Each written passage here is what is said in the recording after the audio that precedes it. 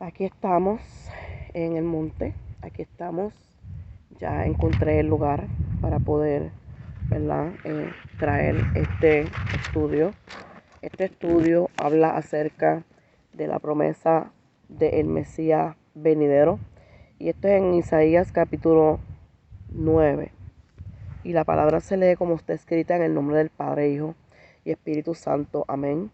Y dice así: pero no habrá más oscuridad, tal como la aflicción que le vino en el tiempo que livianamente tocaron la primera vez a la tierra de Zabulón y a la tierra de Neftalí, y después cuando agravaron por la vía del mar, de esa parte del Jordán, de Galilea, las naciones. Nos está hablando que se cree que algunos eruditos que no fue lo suficiente como pudiese haber sido, ¿verdad? Acerca de la debilidad mayor, ¿verdad?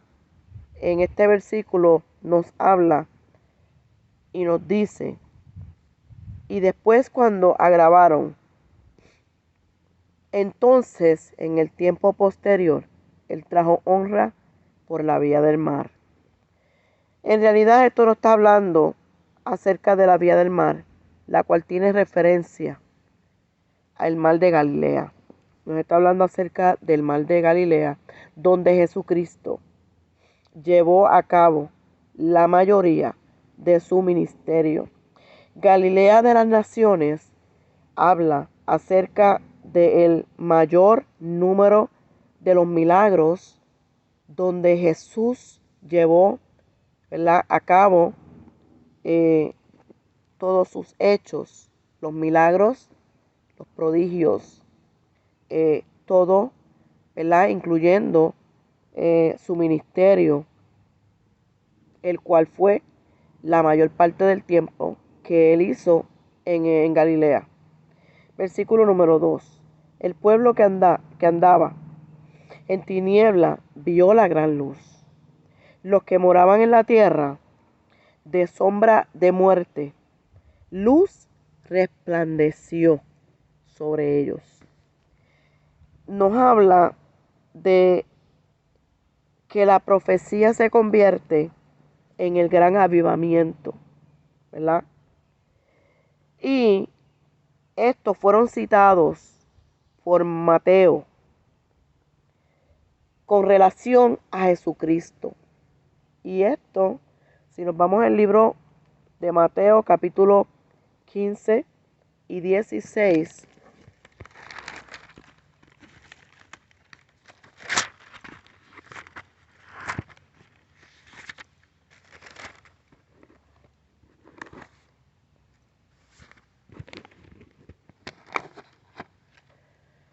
Mateo capítulo 4,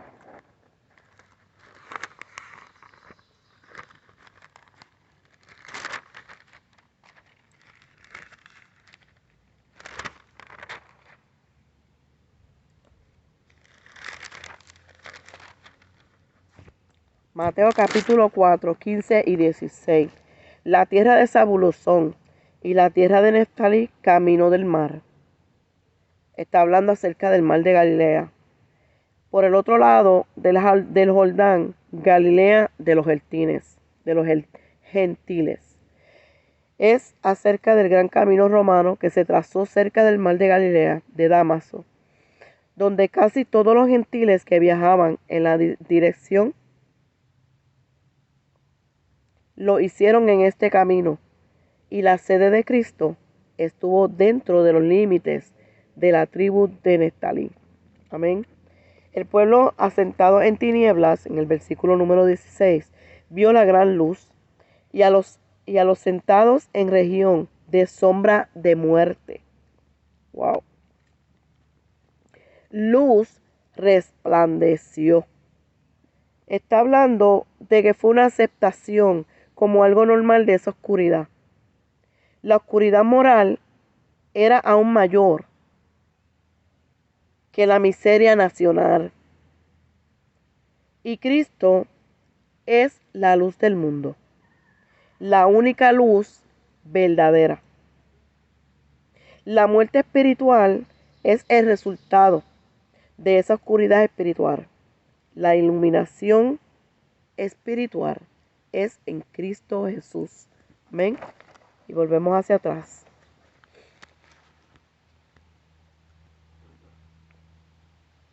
El pueblo que andaba en tiniebla vio la gran luz de los que moraban en la tierra de sombra de muerte, que eso, ¿verdad?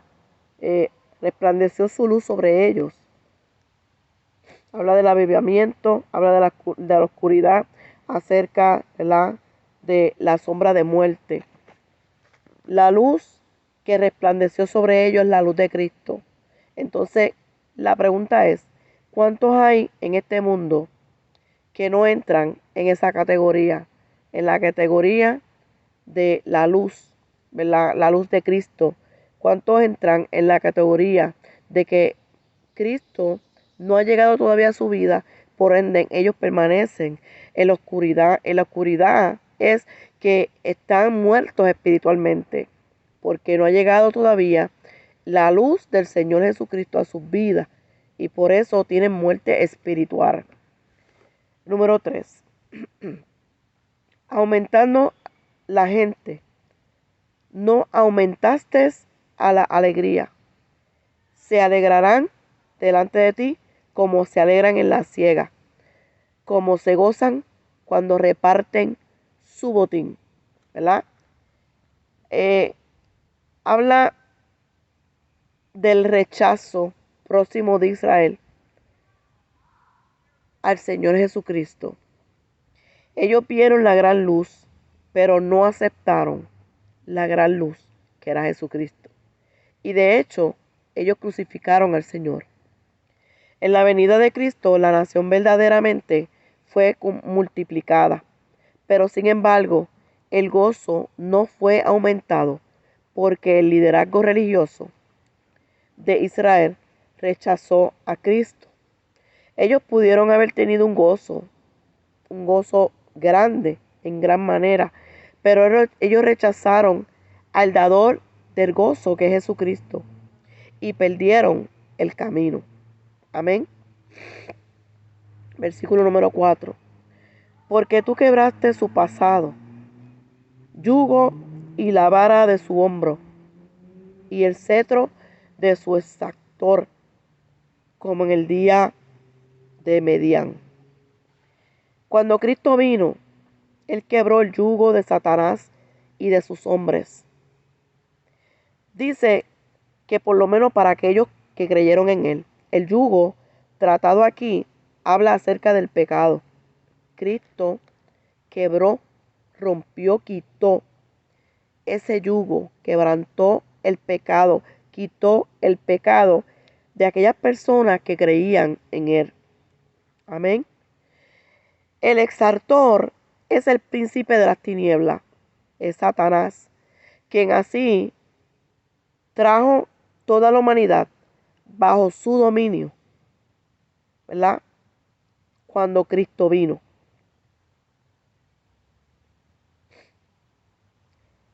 Satanás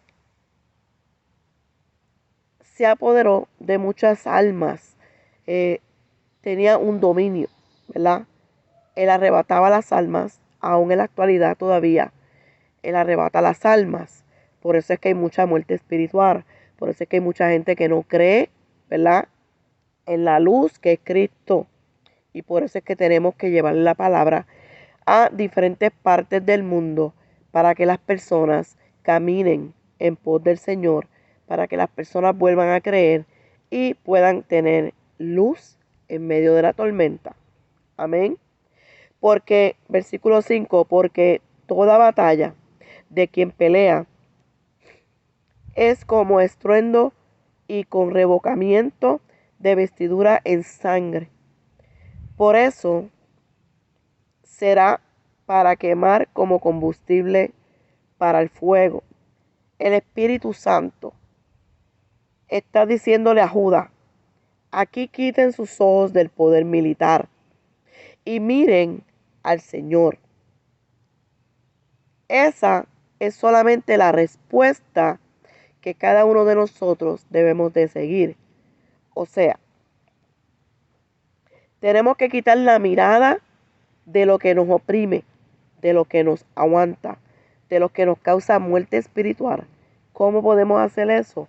Arrepintiéndonos de todos nuestros pecados y llegando, ¿verdad?, a la luz que es Cristo Jesús. Él es el camino, Él es la verdad y Él es la vida. Por eso fue que Él vino a la tierra, para salvar el mundo, para limpiarnos de todos los pecados y para que nuestras almas fueran salvas, ¿verdad? Nos dejó un consolador para que nosotros pudiéramos caminar guiados por el consolador, que es el Espíritu Santo. Amén. Porque un niño no es nacido, hijo nos es dado, y el principado sobre su hombro, y él se llamará su nombre admirable, consejero, Dios fuerte, Padre eterno, príncipe de paz. Esta promesa, la cual es gloriosa, pertenece al primer avivamiento. También pertenece al segundo avivamiento. El pronombre nos se refiere a Israel, de la simiente de Abraham, que engendró el pueblo judío, y que de ahí, por último, al Mesías, la promesa más grande de todos los tiempos, por el fin será cumplida.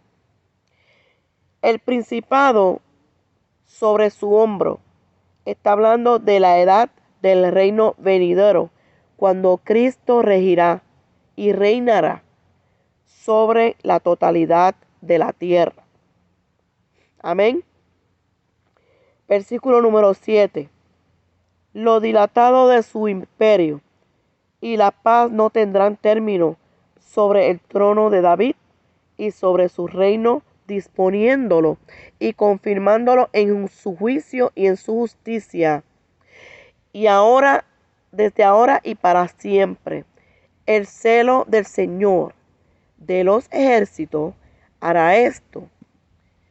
La última frase garantiza lo que el Señor nos prometió. Él lo hará. La primera parte del versículo tiene la referencia, ¿verdad? O tiene como referencia el hecho de que no habrá de inmediato la sublevación de la tierra en el mismo momento el retorno del Señor, sino el reino del Mesías aumentará más hasta lo último, que llenará el mundo. Amén. Y hablamos del juicio sobre Israel. Versículo número 8.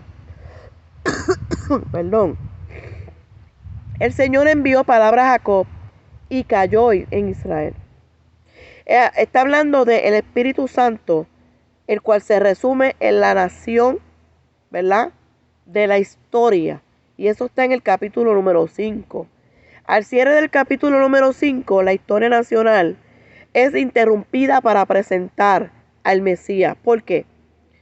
Él había de brotar de Judá, y esto es del reino sureño. La última sesión de la profecía presenta al Mesías, que destruye al anticristo y que establece el reino de Dios aquí en la tierra. Amén. Y la sabrá todo del pueblo de Efraín y los moradores de Samaria, que con soberbia, con altivez de corazón dicen. Habla a causa del pecado, la rebelión de Israel contra el Señor. El pecado era un orgullo. Tal es el fundamento de todo el pecado. Los ladrillos cayeron, pero edificaremos. La cantería cortaron los cabrahigos, pero cedros pondremos en lugar. En este lugar En este lugar tenemos la rebeldía del pueblo contra los judíos, los juicios de Dios, perdón. En este lugar tenemos la rebeldía contra el pueblo de los judíos, de los juicios de Dios. En efecto, ellos están diciendo que hemos sufrido daños ligeros, pero vamos a hacer más que compensar por ello. Vamos a ser más recompensados, ¿verdad? Reemplazaremos nuestras pérdidas con algo mejor, porque Dios nos va a dar algo mejor, ¿verdad? Cuando Él venga, que es que vida eterna en el reino, vida eterna en el cielo. El imperio del Señor ensalzará a los enemigos de Rezín contra él y juntará a sus enemigos. Los enemigos de Rezín, rey de Damaso, eran los asirios. El pronombre él está hablando acerca de Efraín. El ajuntar a sus enemigos significa la oposición a Israel y era en efecto la confederación del Señor. De oriente los sirios y los filisteos de poniente, y con toda la boca que tragaran a Israel, ni con todo eso ha cesado su furor, sino que su mano está aún extendida. Nos está hablando acerca de los sirios, los cuales vienen del oriente, y de los filisteos que vinieron del occidente. La mano extendida habla tanto a la misericordia como del juicio. Si ellos se hubieran arrepentido, el juicio hubiera terminado, el juicio hubiera cesado, puesto que ellos continuaban, irrependientes a la mano, cual estaba extendida, pero no para salvar, sino para herir. Ellos, ¿verdad?, no tenían piedad. Ellos no querían obedecer. Entonces, por eso hubo juicio y el juicio no cesó. Ellos continuaban impenientes. Y la mano estaba extendida, pero ellos no querían hacer caso. Sino que fue para herir. Ellos lo que querían era herir, porque ellos no estaban dispuestos a ceder. Amén. Pero el pueblo no se convirtió al que lo hería, ni buscaron al Señor de los ejércitos. La conversión quiere decir media vuelta, la cual asegura la bendición y habla del arrepentimiento, de rechazar una media vuelta que asegura la ira. Israel se apartó para ir tras de Baal de la época de Acab. La reforma de Jehú, ¿verdad?, había profundizado solamente en la superficie, porque todavía ellos habían buscado a Baal en el lugar de Jehová. Cuando el juicio final vino, ellos prefirieron a Baal, ¿verdad?, en vez de llegar a Jesús y aceptar a Jehová. Amén. Y el Señor cortará de Israel cabeza y cola, ramo y caña en un mismo día. Esta expresión se refiere a la nación entera, desde lo más alto hasta lo más bajo. El viejo y vulnerable rostro es la cabeza, el profeta que enseña mentira. Este es cola, porque los gobernadores de este pueblo son engañadores y sus gobernadores perdidos. Los gobernadores, en el versículo número 16, está refiriéndose a los lisonjeros. Estos eran los profetas del versículo número 15, como muchos predicadores del actual día, del actual tiempo, ¿verdad?, Ellos lisonejan sus congregaciones por medio de predicar lo que la gente le gusta escuchar en vez de predicar lo que Dios quiere hablar. ¿Sabe? Ellos prefieren agradar al hombre que agradar a Dios. Ellos prefieren predicar lo que nosotros o lo que el hombre quiere escuchar y no lo que Dios quiere hablar. Por eso es que tenemos que tener mucho cuidado, leer la palabra, estudiar la palabra, escudriñarla para que no seamos engañados, porque aún los ungidos para este tiempo serán engañados. Amén. Las consecuencias malas del pecado. Versículo número 17. Por tanto, el Señor no tomará contentamiento de sus jóvenes, ni de sus huérfanos, y viudas tendrán misericordia, porque todos son falsos y malignos, y toda la boca habla despropósitos. Con todo esto, no ha cesado su furor, antes todavía su mano está extendida. ¿Qué quiere decir? Que todavía el Señor tiene su mano extendida, esperando por el arrepentimiento. Todavía su mano está extendida. Se encuentra 5 veces en el libro de Isaías. Indica la ira de Dios. Todavía es mucho más fuerte que su pueblo. Y su pueblo no ha respondido a la misericordia o al juicio. Por lo tanto, otros juicios tendrán que venir. Cada vez que se menciona una serie de castigos, termina con esta declaración. Versículo número 18. Porque la maldad se encendió como fuego cardos, y espinas devorará, y se encenderá en lo espeso de la breña, y serán alzados como humo.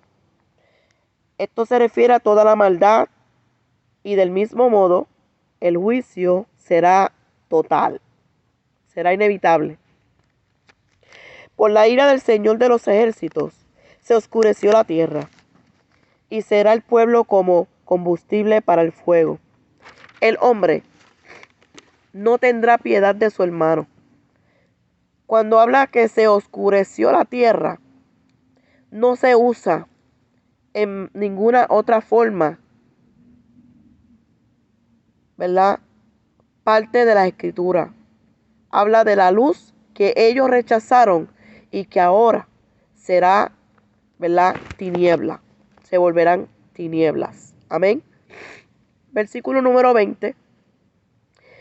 Cada uno sucederá a la mano derecha y sigue con hambre, y comerá a la izquierda y no se saciará. Cada cual comerá la carne de su brazo. Habla acerca al espíritu y la codicia por la sangre que está impregnando la totalidad de la tierra en un momento para saqueo, hurto, robo, asesinato, y aún con los vecinos de uno como Israel jamás visto. A Manasés, a Efraín, y a Efraín a Manasés, y ellos juntos estarán contra Judá. Ni con todo esto ha cesado su furor, antes todavía será extendida su mano. Estos dos están mencionados como 2 tribus principales de reinos norteños. El significado es que ellos pelearán el uno contra el otro y luego se reunirán juntos contra Judá. Esto es todo lo que yo traje en esta poderosa hora. Espero que sea de edificación para sus vidas. Lean la palabra, escudriñenla. Y si este video te sirvió de edificación, no dejes de compartirlo con aquellas personas que necesitan salir a la luz. Amén. Dios te bendiga, Dios te guarde. Y hasta la próxima.